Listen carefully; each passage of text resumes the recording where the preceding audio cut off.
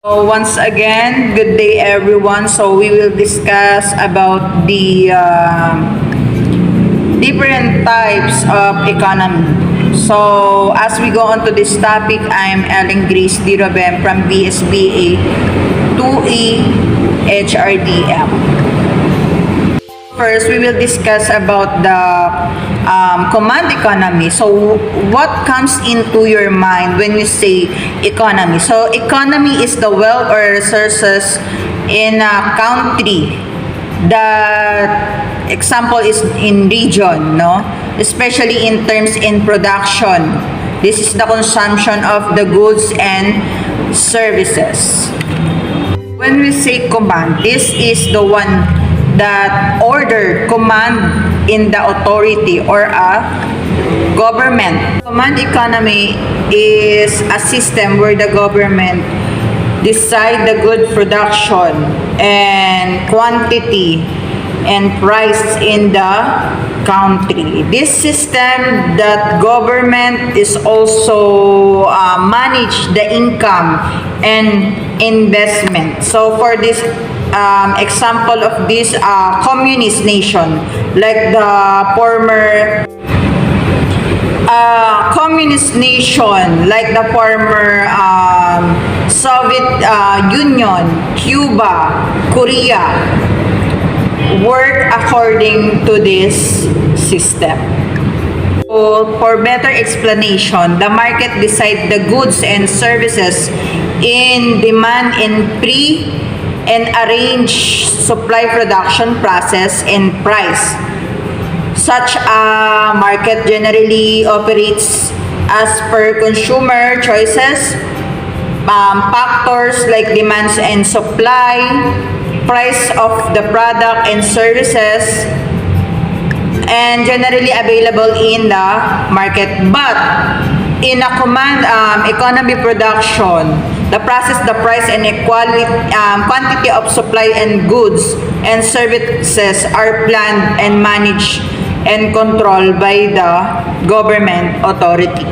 In recent years, many command economies have been trying to mix a certain aspect of capitalism in this in their country, resulting in mixed economic system that is helping to achieve the economic growth.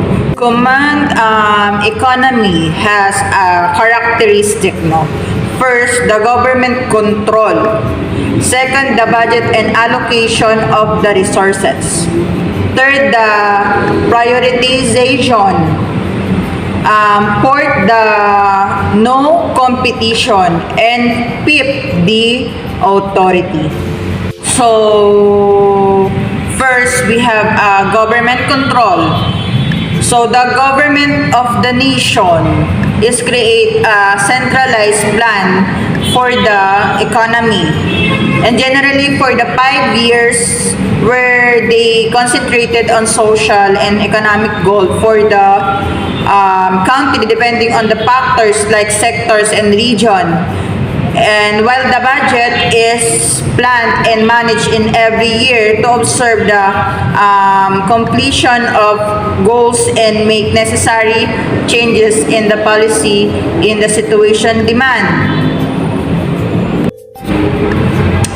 Ayun nga. So, the government control. So, sila lang talaga yung may karapatan, no?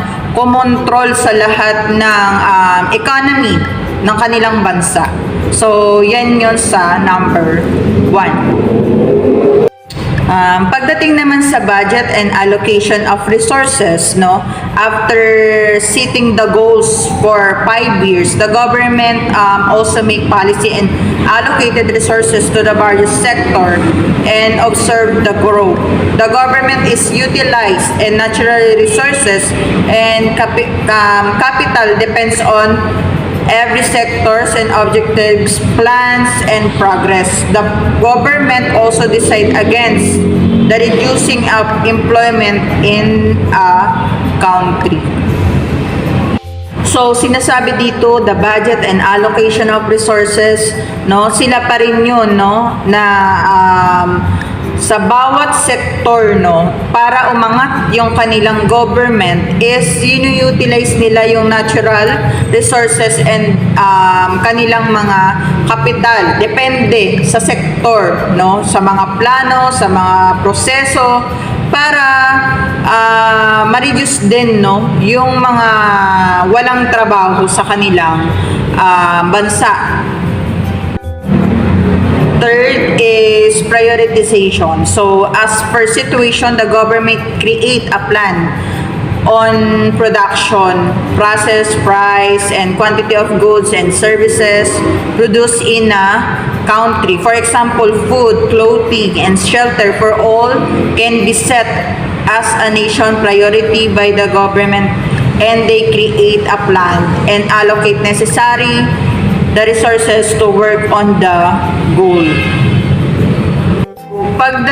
Pagdating naman sa prioritization, no, so may inuuna sila, no, nagki-create sila ng plan, no, production, process, price, and quantity of goods and services para ma-produce to, no, sa kanilang bansa. For example, food, clothing, shelter, no, this is a set of national priority of the government, no, sa kanilang bansa. They create the plan, no, unang-una plano sa mga resources, no, para makuha nila yung goal nila. So we have number 4, no competition. Since the government controls almost every economy aspect, the private companies have no competition. For the example of government of nation controls the major sectors like finance, automobile, information technologies, and utilities. Sinasabi dito sa number 4, no competition. So, walang pagtutunggalian, no? The government and the private. Alam mo kung bakit? Kasi nga, sa government is under nila yung finance, automobile, information, technology, and the utilities. So, walang nangyayari na competition.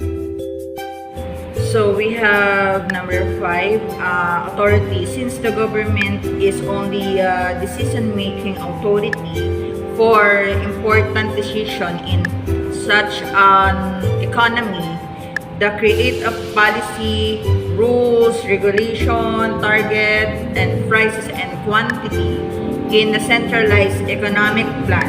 Therefore, even in the private sector exists, all the companies have to follow the rules and regulation as set by the government and cannot act on free will.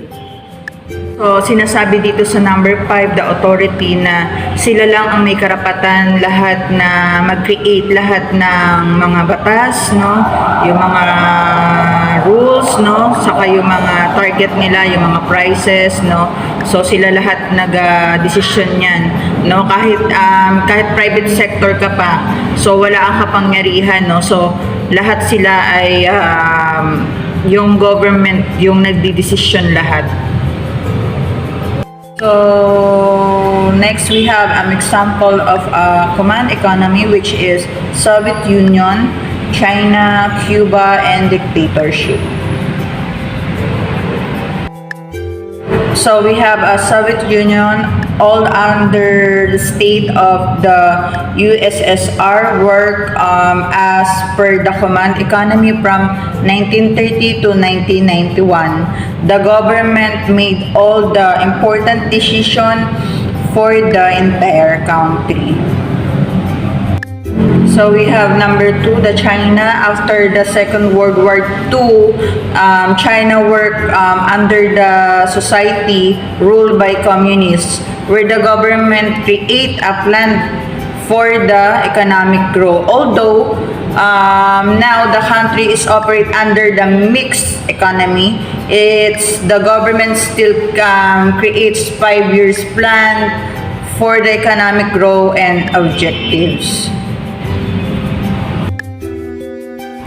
So next we have Cuba. Since the 1959 revolution, Cuba worked as per command economy, now moving toward to mixed economy to increase the growth.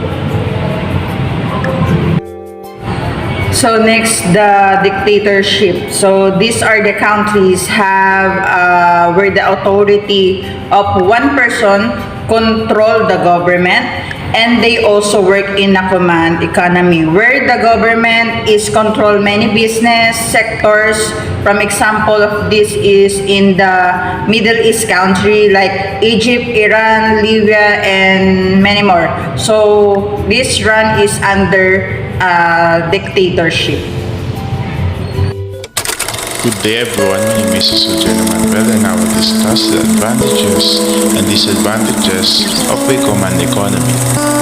Now that we know what is a command economy, the first that I will discuss is its advantages. In its advantages, we have mobilization of resources, having no interruption, and having unique vision and direct utilization of resources. Mobilization of resources is a process of getting resources from the provider using different mechanisms in order to implement an economic predetermined goals. Since the government is in full control, they can make quick decisions regarding the mobilization of resources. Next advantages is having no interruption. Since the government is in full control, decisions and projects cannot be stopped by individual lawsuit against them. Next is having unique visions. It works as the government would set a unique vision and all of the people in the economy would work together to achieve the common goal. It makes the country achieve its goal in a better way. The last advantage of having a command economy is the direct utilization of resources. Utilization of resources is a process of making the most out of the resources available in order to achieve objectives. Utilization of resources also refers to the measurement of how much of your available resources you are currently using. Since the government is in full control of the economy, they also decide the utilization of resources through a 5-tier plan and manages the budget through a single financial year to absorb growth. Now I will discuss the disadvantages of having a command economy. The disadvantages of having a command economy, we have the complete control of government, the discouraging of innovation and creativity, the more creation of shadow and black market, and the lack of understanding of government in the economic market. Complete control of the government can be also considered as a disadvantages because in this economy, the country's administration takes all the decisions and people must follow them. The system's capacity is often ignored in this process and people are forced to act on them. The next disadvantages of having a command economy is the development of shadow or black markets. If the needs of the people are not satisfied in this type of economy, people create markets that provides goods and services that is not supported by the government and create illegal wealth and money flow, weakening the entire economic and social system.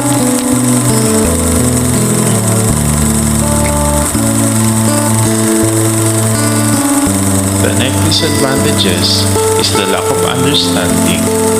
Many government and command system is having problems of understanding updates on the market needs, making it difficult for them to match consumer wants, needs, and prices. The last disadvantages of having a command economy is the discouraging of competition and innovation. Discourage innovation and competition, leading to a slowdown in the economy. It's always a big challenge to satisfy needs of the consumer market in terms of domestic and global economy. That's the advantages and disadvantages of having a command economy. That's all. Thank you.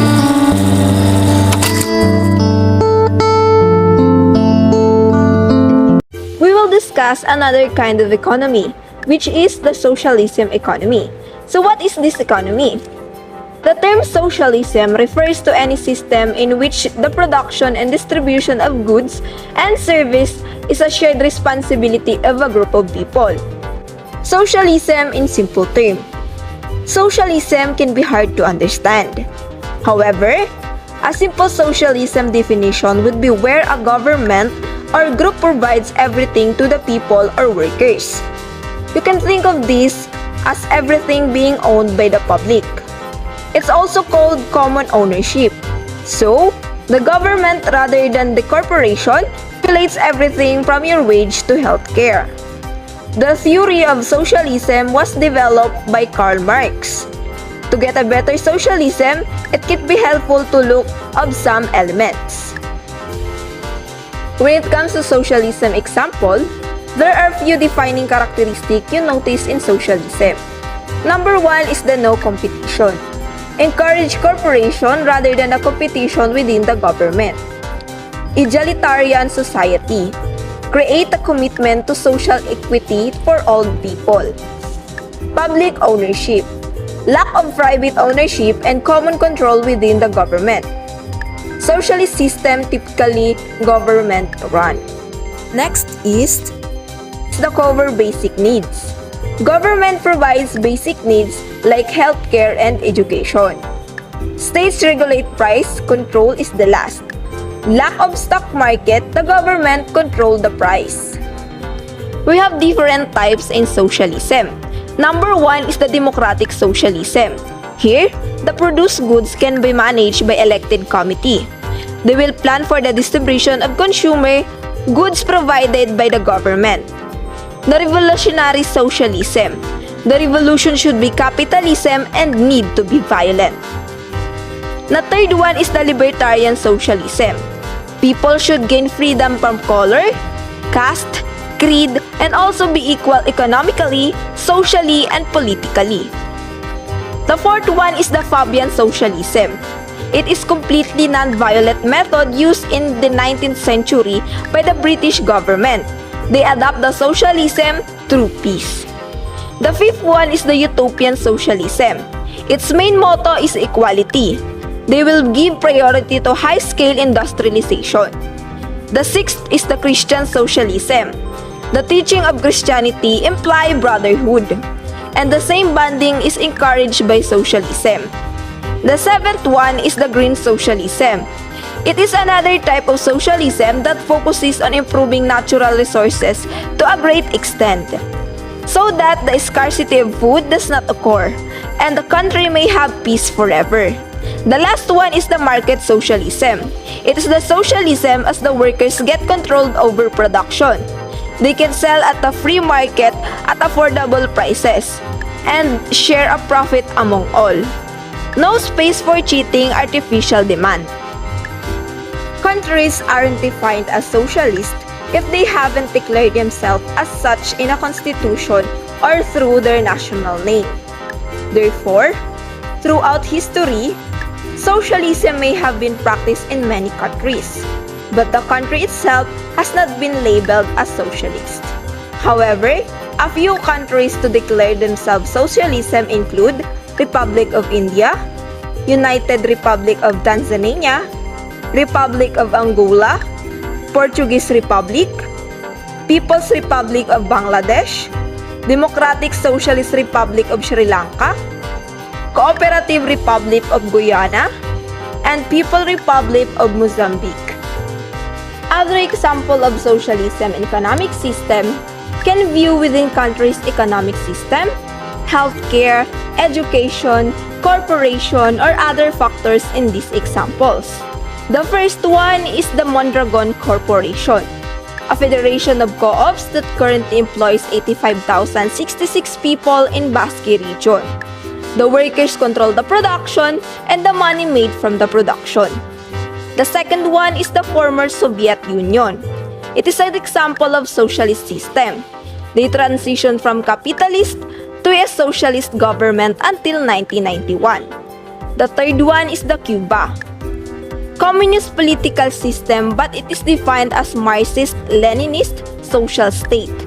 Its economy is state-run, and its lack of stocks in exchange. Healthcare and education are all completely managed and administered by the government. The fourth one is the country of North Korea, a socialist state lacking of stock exchange, supporting many social programs and having state-run economy. The fifth one is the China. They have elements of socialism that remain despite having eliminated social healthcare. The economy is still state-run. The sixth one is the Laos. They have many ties with other socialist states and runs the majority of the country. The seventh one is the Sweden. Sweden's healthcare is a government-funded. Education in Sweden is also part of socialist policy, which provides government-funded and administered education at all levels of citizens. The next one is Zambia. Zambia's healthcare is universal and therefore an example of socialism. The last one is the Turkmenistan. It is a strong example of socialism with energy subsidized by the government, many housing subsidized, and an economy that is largely state-run. Problem with socialism. In Karl Marx's system, socialism was supposed to be a type of utopian system where everyone is treated equally. However, critics of socialism note that it takes away many freedom afforded in capitalist society. Additionally, it places much of power in the government since everything from wages to healthcare to food is under their control. This can quickly escalate to an authoritarian regime if the power is placed in a single dictator. Good day everyone, I'm Venus Supremo, one of the presenter. Today, I will discuss about mixed economy. When we say mixed economy, this is a various defined as economic system blending elements of market economy with elements of planned economy, markets with state innovationism, or private enterprise with public enterprise. A mixed economy may emerge with the government enterprises to disrupt free markets by introducing state-owned enterprises such as public health or education system, regulations, subsidies, tariffs, and tax policies. Alternatively, a mixed economy can emerge with a socialist government markets, exceptions to the role of the state's ownership to capture economic benefits from private ownership and free market incentives. A combination of free market principles of private contracting and socialist principles of state ownership or planning is common to all mixed economy. Now, let's discuss the advantage and disadvantage of mixed economy. First, let's discuss the advantage of mixed economy. Number 1. Both public and private sectors can survive. A mixed economy offers better options for not only private businesses' growth but also public sectors to manage the economy without loss. They can work together. Public sectors like atomic energy, telecommunication, defense, and many others are totally run by the government, and the private sector run their businesses on their own without any government interferences. But states government encourages the private sector to provide better incentive and better facilities to make nation's economy strong. Number 2. Customer supremacy is maintained. The customer has the power to freely buy any good or product of their own choices and needs. These goods can be produced by only the private sector according to customers' needs. Number 3. Incentives for innovations and product methodology. More inventions and more efficient products are produced in the free market that is rewarded, which then encourage produce more product efficiently, and as a result consumer gets the best product. Number 4. Government control on ownership. Sometimes, private business owner gain more profit increases the price of goods but does not supply the proper output, which means they stock the goods and make them available to a higher price cost, which is not the favor of the customer. This kind of monopoly is controlled by the government to give the customers maximum benefits. And last, number 5, economic imbalance is reduced. The government takes necessary steps to balance the economic inequality in the society. Weaker section get job opportunities and good education to balance the economic difference between a private business that grows better in a mixed economy. And now, let's discuss the disadvantage of mixed economy. These are a few disadvantages of mixed economy. Number 1. Unclear government control. The aim of the private sector is to get maximum profit of their business, which is sometimes against the planning of the national planning system done by the government.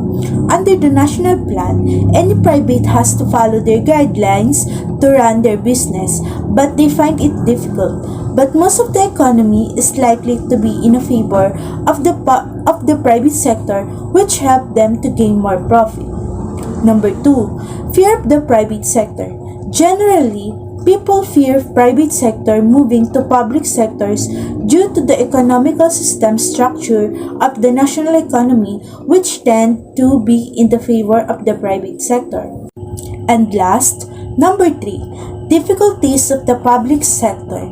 The national economic structure of the public sector is planned nicely, but then it fails to fulfill the demands and there creates a trust issue for the long term. Example of mixed economy.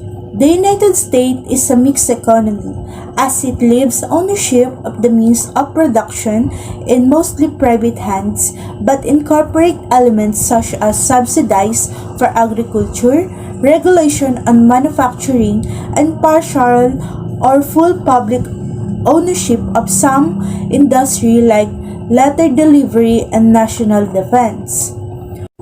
Countries practice mixed economy. Countries with mixed economy include Iceland, Sweden, India, the United Kingdom, the United States, Russia, and China. These countries have a mixed government spending and free market system based on the share of government spending as a percentage of gross domestic product.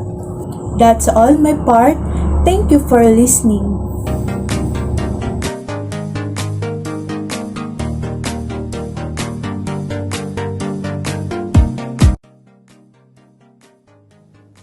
Good day everyone. So today I will discuss the disequilibrium surplus. Disequilibrium refers to an imbalance between the quantity demand and the quantity supply at a particular price. If the product is underpriced, it will cause a shortage and this will push up price, encouraging further supply until equilibrium is reached. The situation is which an economy is experiencing change if a product refers to the imbalance between quantity demand and quantity supply. For example, when the demand for goods at particular price is not equal to the supply of goods at that price, it is important to regulate this equilibrium in order to minimize its impact on the corporate marketplace. The government tries to combat market inequities through regulation, taxation, and subsidies. Government often try through taxation and welfare programs to relocate financial resources from the wealthy to choose that are most in need. For example, SM, because of its income every year, it also pays a lot of tax to the government. Governments may also intervene in markets to promote general economic fairness. Maximizing social welfare is one of the most common and best understood reasons for government intervention. As I said, the government can also intervene in the markets to establish general fairness, the economy by taking taxation and subsidies. Governments intervene in markets to address efficiency. In an optimally efficient market, resources are perfectly allocated to those that need them in the amounts they need. In efficient markets, that is not the case. Some may have too much of a resource while others do not have enough. Efficiency can take many different forms. The government tries to combat these inequities through regulation, taxation, and subsidies. Most governments have any combination of four different objectives when they intervene in the market. Governments can create subsidies, taxing the public and giving the money to an industry, adding taxes to foreign products to lift prices, and make domestic products more appealing. Some of the products may have too much of resources, while others do not have enough source. Government intervention to correct market failure always has the potential to move markets closer to efficient solutions and just reduce deadweight losses. So now let's talk about shortage. In economics, a shortage or excess demand is a situation in which the demand for a product or service exceeds in supply in a market.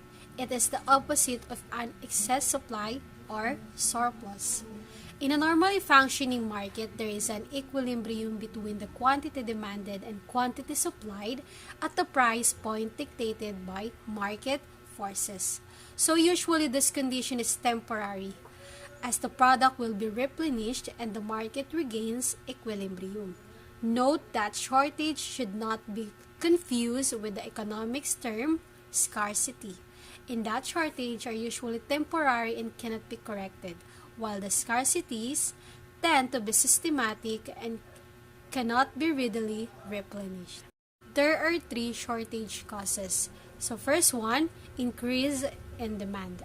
Outward shift in the demand curve, for example, a sudden heat wave leads to an unexpected demand. Second one cause, decrease in supply. Inward shift in supply curve, for example, an unexpected freeze result in the destruction of orange crops leading to a drastic reduction in supply or orange juice. And the third one is government intervention. Shortage can be the result of the government improve price ceilings. So the question is how government solves supply chain shortage. Here are the three solutions. Prioritize critical shortage by supply and buyer and identify the root causes. Collaborate with your suppliers. Increase transparency, accountancy, and ownership among your buyers. The role and protection of consumers. Did you know that there are 4 government regulatory agencies that exist just to protect you from the dangerous product? This square of protections is responsible for informing and protecting consumers and monitoring businesses of poorly designed products. In this lesson, you will learn about the government agencies that protect consumers. Consumer Protection Regulatory Agency fight to ensure that individuals are treated fairly, receive the necessary information to make informed decisions, are protected against product hazard, and have the ability to use legal resources if needed. Certain type of product attract more regulation due to their higher risk of customer injury such as food, drug, children products, and automobiles. Let's take a look at exact how the different regulatory agencies comply this task of protecting consumers. First is the DTI, or the Department of Trade and Industry.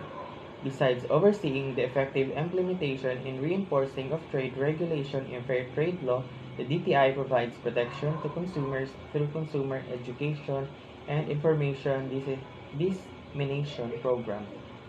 Informing materials such as consumer alert, tips, and advisories are regularly released and updated. Second is DA and DHO. The Department of Health and the Department of Agriculture today signed a landmark implementing rule and regulation for IRR, Food Safety Act of 2013 that aims to ensure the safety of all foods in the way of the farm from the dinner table. Implementation of the IRR will give the assurance to the food that the consumer buys will not cause illness or death, that one is getting what is promised by the label, and if anything goes wrong after consuming the food or product, one would know who is responsible. The FDA is a regulatory agency under the Department of Health, responsible for ensuring the safety, efficacy, the quality of health products, which may include human and veterinary drugs, biological products, medical devices, food, cosmetics, and products that emit radiation. DepEd, Education Department's first course offering on consumer education starting school year 2010 to 2011. This came after the Department of Education or DepEd and the Department of Trade and Industry or DTI crafted 98 lesson exemplars and 10 modules that would teach them how to become intelligent and responsible consumers. According to Honorable William B. Saxbe, the role of government should be to ensure a balance between the buyer and seller in the marketplace. Only if there is a fundamental equality of bargaining position between buyer and seller can there be the efficient allocation of resources necessary for the operation of the free enterprise economy. Hence, the goal of government in the protection of the consumer is not to regulate the legitimate businessman, but to ensure that he alone reaps the deserved benefits to his enterprise.